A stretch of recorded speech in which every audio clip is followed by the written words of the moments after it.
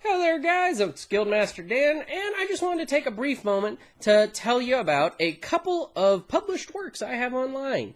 Or really one published work and one where I was a contributing author. But I have a couple of supplements online for role-playing games that I want to tell you guys about briefly, and drop links down below so you can check them out if you want. Just because one recently came out and it got me thinking about it, and if you guys want to check out some of the more creative writing stuff that I've done, you can check it out. The first one is a supplement that I made all by myself with UnderCity Games. Is called Gideon's Lost Archaeologies, the Lords of Littleworld, or Lords of Littleworld for short.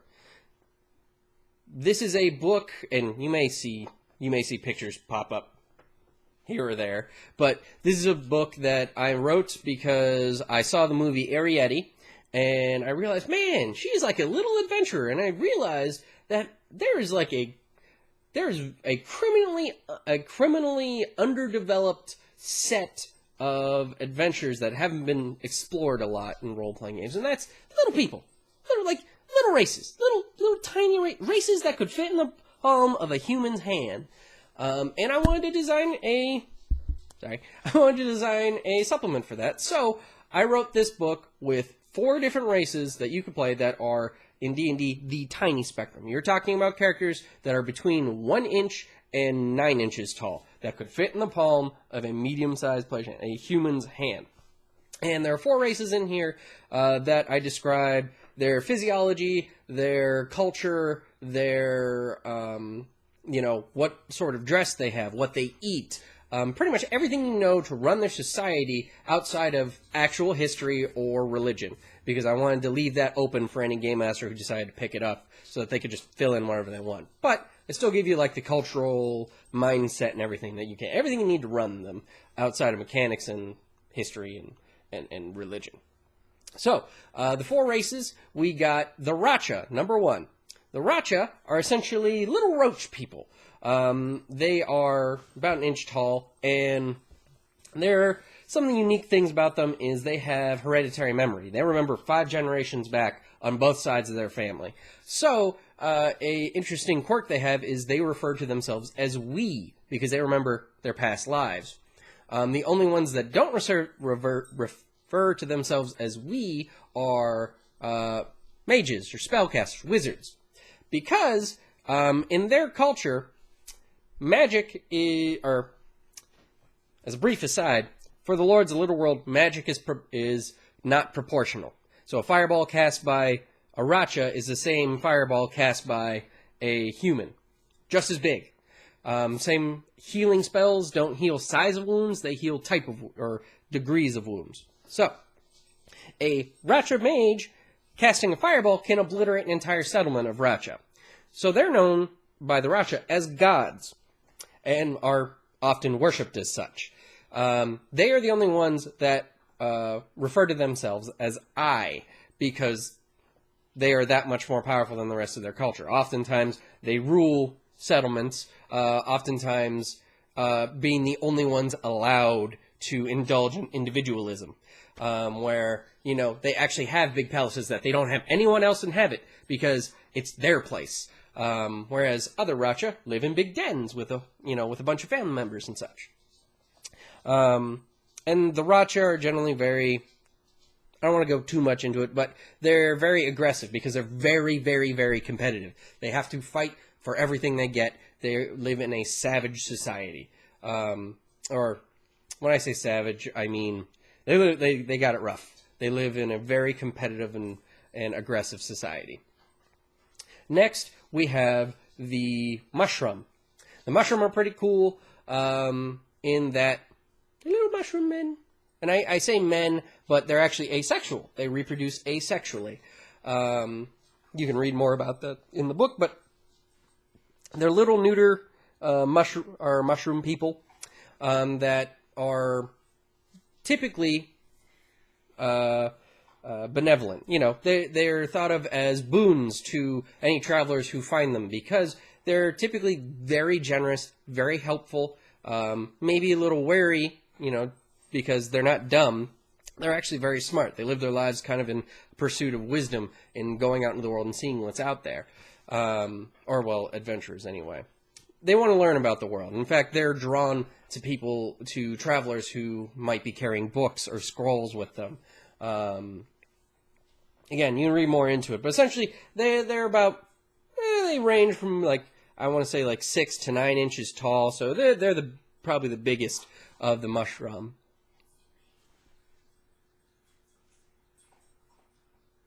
Guildmouse is correcting me into the size. So they're about yay big. And they're fungus people. It's kind of neat. They're, like I said, they're interested in knowledge. They want to learn things. And, fun fact, they domesticate frogs. Next we have the rats, with a capital R.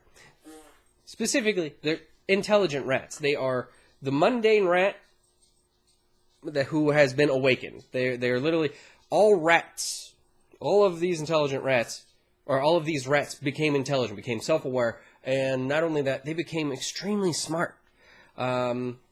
It's kind of the idea that not only did they awaken, but they actually they're really quick on the ball. They learned from the humans around them, and they went farther. These guys went off, founded their own kingdom, and have discovered technological marvels that humans haven't even reached, that the other races haven't even reached, such as steam power, natural gas, black powder, and how to use these. Now, granted, some people, you can adjust these to varying degrees depending upon how you like your campaign setting being. But the idea for the rats is that they're really smart. Not only are they awakened, but they're really smart. They've discovered all of these things. They've mimicked their lives after humans, so they're kind of living in kind of like a Victorian sort of era, apart from all the other races. And they generally look down on the other races because they realize they're super smart, and they realize that. And they believe, the other races are uncouth, that if they were to discover them, naturally they'd be attacked because they're a more advanced species. Because the other races would be jealous of their technological marvels. And if the other races got those, they'd quickly destroy themselves out of ignorance.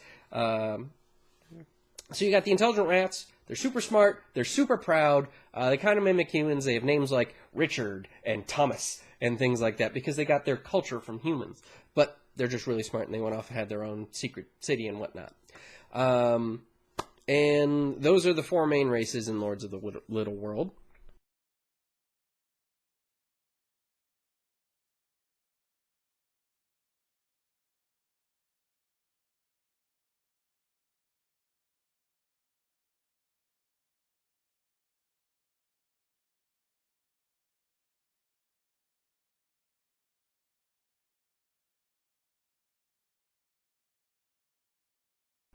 Maybe I'll throw up some pictures or something.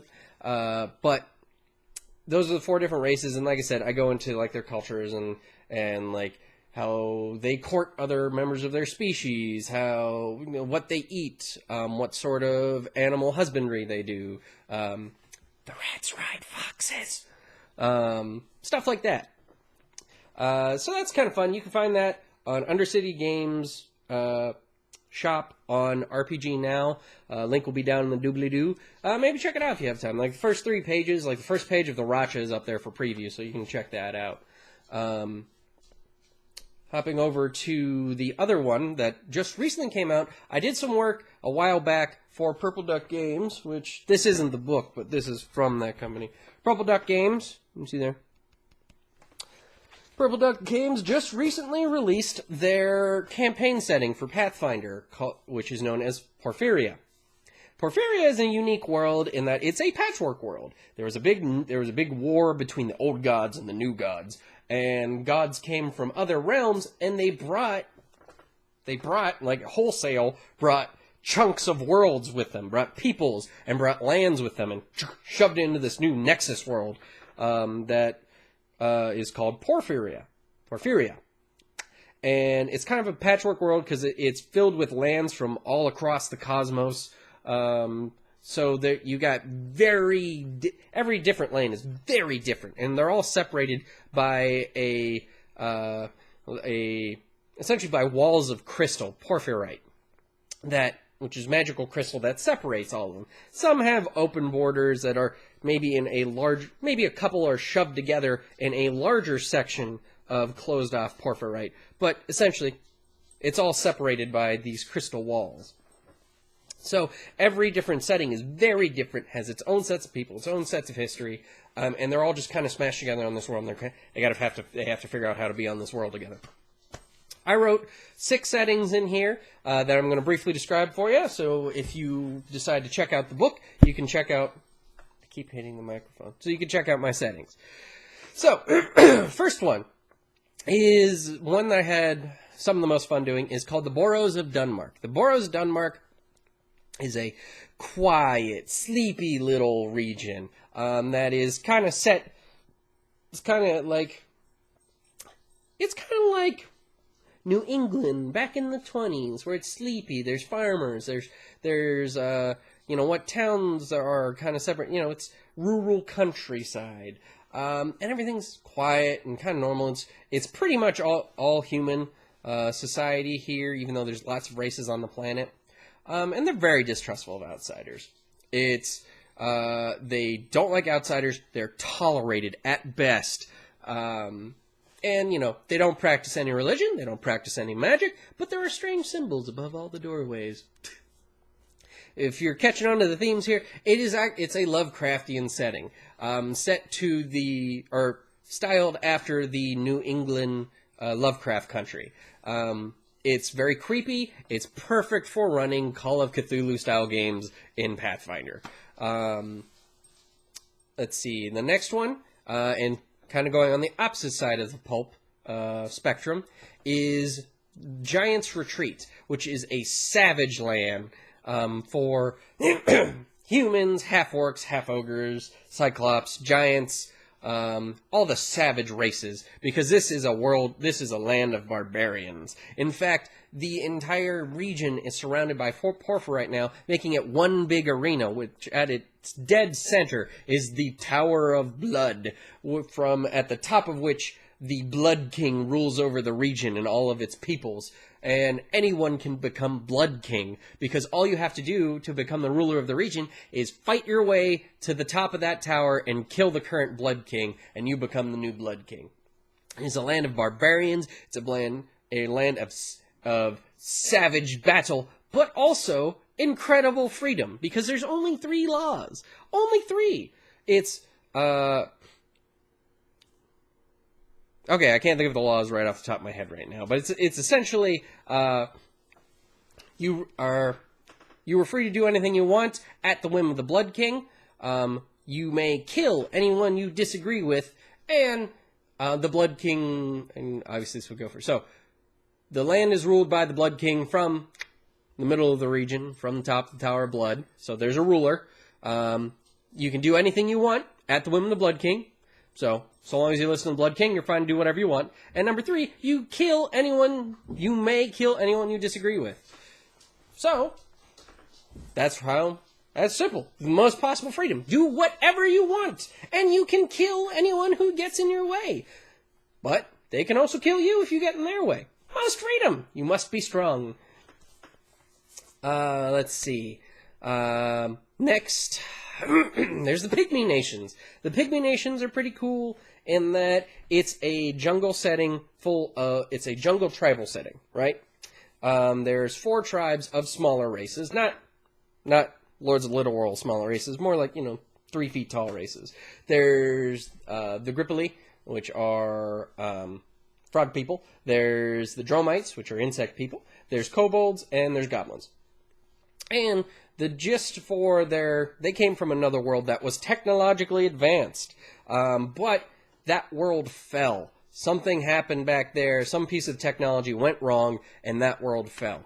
And the Pygmy Nations take place in a jungle that has overgrown the cityscape. So you have skyscrapers, you have cars, you have crashed planes, you have highways, all overgrown by a massive rainforest.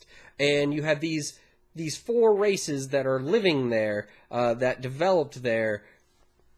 Essentially, they were the pets of the people who lived in the advanced society, living there as scrapped up, their tribal society. And they kind of interact with outside. Essentially, they have intertribal politics going on, a lot of killing each other, enslaving each other, just generally fighting. And outsiders come in, and they typically, there's lots of resources here they can get, and they're willing to trade with them. But they have to do so pretty much at the risk of getting wrapped up in these tribal politics. It's an interesting setting in that it's kind of fun because it's kind of post-apocalyptic, and then it's also kind of that that rainforest sort of setting. So it's fun. It's kind of both smashed together. It's fun. It's neat.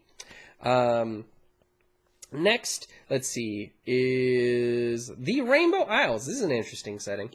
It's an archipelago. It's a tropical archipelago, which I kind of based off the history of Easter Island, which is definitely an interesting read, or there's a documentary on Netflix you can watch.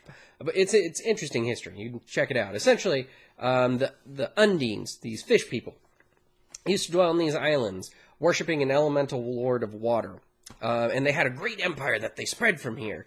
But in the war that god led them on, their resources became stretched so thin, they were to the breaking point, and then outside forces came in and smashed them.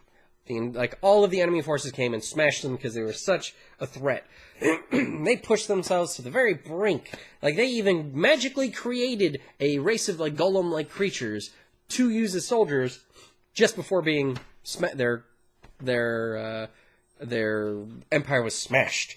And now, in this archipelago, there are 3 forces kind of vying for dominance. You have the lizard men, who were once slaves of the fallen empire, who have gathered together now and have made themselves a nice kingdom, where they ride dinosaurs and they conquer the islands. And essentially they have this little seat of power now where all the lizard men have gathered together and they ride dinosaurs and boom! Lizard Man Kingdom. Then you have the Swagan, and from their Under Empire, have made a war colony just on the corner of the sea shelf, underneath the water, and the war prince there is trying to spread the empire into this archipelago so that they can use it as essentially a launching point to, continue conquering the other lands. And then you have, and this is kind of an issue, there's this race on Porphyra called the Feminax, which are a race of sci-fi women, pretty much.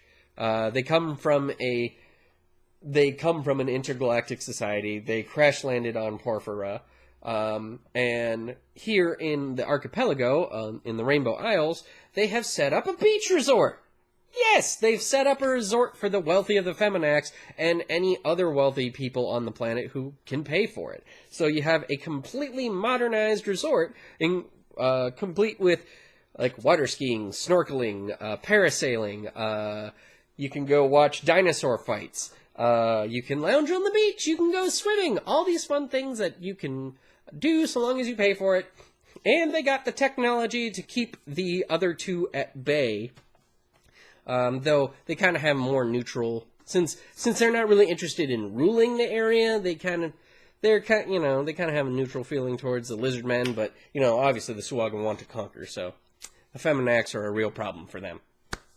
Well, you got these 3 main powers in there, and across the archipelago, between those 3 factions, you have the remnants of the old Undine Empire. You have the scattered Undine still across the island, some still living in tribes, trying to scrape up what they can from their lost empire, and then, a lot of them, along with the Reluk, which were that golem race I mentioned, work for the Feminax. Kind of just work, as employees at the resort, so you'll see a lot of them there. Okay, let's see what else. I did the Rainbow Isles. Okay, what else? Oh! Okay, next one is the Barony of Tuthon. I based this off of the Plane of Madness from the Black Company series of novels. And essentially, it is a land of madness. It is a place where stuff stops making sense. The people there are known for being a little, even soldiers who come out of there are battle-hardened because they've seen madness and horror, and so war doesn't affect them as much anymore. This is a place where mountains float in the sky, where men walk on the underside of mountains. There are flying whales. There are stones that bark. There are forests that move and breathe. There are ancient catacombs hidden beneath the ruins of the old land. There are snail people that live in a shell-like city off of the coast. There is a sea of membrane that glows and moves like it's alive. It is a plane of madness, and it is a gathering point for adventurers, because if you want to see the strange things and see what amazing things this fantasy world has to offer, you go test your fortitude in the Barony of Tuthon and see what crazy stuff is there. It's a fun setting, just because if you want to do something surreal, you go to the Barony of Tuthon, because you can get away with it. This is the land of madness, where the laws of reality don't seem to work as well anymore. So you can totally play with that and have fun, crazy, off-the-wall adventures for your players there. All right, finally, I'm missing one. Let's see here. I did Barony of Tuthon, the Boroughs of Dunmark. They're both near each other, by the way. Last one is the Middle Kingdoms. And this one has been expanded upon since I wrote the initial summary for it. This is kind of like, if you were playing WoW, this would be the starting area. This is where most adventurers in the Porphyra setting will start out. It's kind of the center of Porphyra. There's 4 countries here that are essentially, they're in Alter Europe. I wrote a setting that was like Europe during the Dark Ages, based around England, Germany, France, and Italy. And it's built around the whole concept. They all hate each other. They're all backstabbing, corrupt kingdoms where the nobility lives off the plight of the serfdom, and they're all ruled over by essentially a pope stand-in. In Porphyra, he's called the Codian, I'm pretty sure. He's the head of a church, and he rules over all 4 of them, because anyone who disobeys him risks excommunication, and if they're excommunicated, the other 3 will turn on them. This is the wealthiest land in all the world. This is where the bulk of power is in the world. It is like the leading player on the planet of Porphyria. There's other leading players too, but this is like the one. This is the big starting one. And essentially, you got the 4 different lands there that are based off of those 4 different European countries I mentioned. You have Garenland for Germany. Garenland is England, because you have Rottwald, which is Germany. You have, You have Ventaire, which is France, and you have Pium, which is Italy. And right down to they have a Rome, where that is the wealthiest country probably in the world there. They have a ton of money that they bring in from churches and stuff. And nobility is corrupt. You even have, on this new planet, you have new gods starting to corrupt them even more. You have a serfdom that is progressively less satisfied with being serfs, and just, they're on the breaking point of mass rebellion everywhere. So, even Porphyra, even its most stable and most powerful country or set of countries, is on the brink of change. So it's a perfect place to start for adventuring, because you have your classic things you'll come across there, such as unicorns and werewolves and just, that classic medieval setting. No extra fills to it. It's a medieval Dark Ages setting. It's mostly humans. In fact, most nobles don't like non-humans. Most of them, because of the church, are they hate non-humans because they blame them for their plights and everything. So these are the 6 lands that I worked on. They are 6 of 50. So there's tons and tons of regions on them. And the cool thing about these regions is if you pick up the Porphyra setting book. You can either run it as a big, massive setting like the Pathfinder main setting, or like Azeroth. You know, it's a big, complicated setting with tons of different regions with all their own histories and everything that you can run off of. Or the real cool thing is you could take any one of those regions, and because it's surrounded by that porphyrite walls, you can run it as a single setting. You don't have to go into all the other settings or the world politics that are going on. You can just run that one setting, because each one comes with a list of adventure, or comes with like 3 adventure seeds you can have, and what's, you know, current events, what's going on in that country or region. So I highly encourage, if you got Pathfinder, or, you know, you can use it with non-Pathfinder, you'll just have some mechanic stuff in the back that you can ignore. Porphyra is a neat setting. You don't see it often. The closest thing I can think of is Azeroth from World of Warcraft.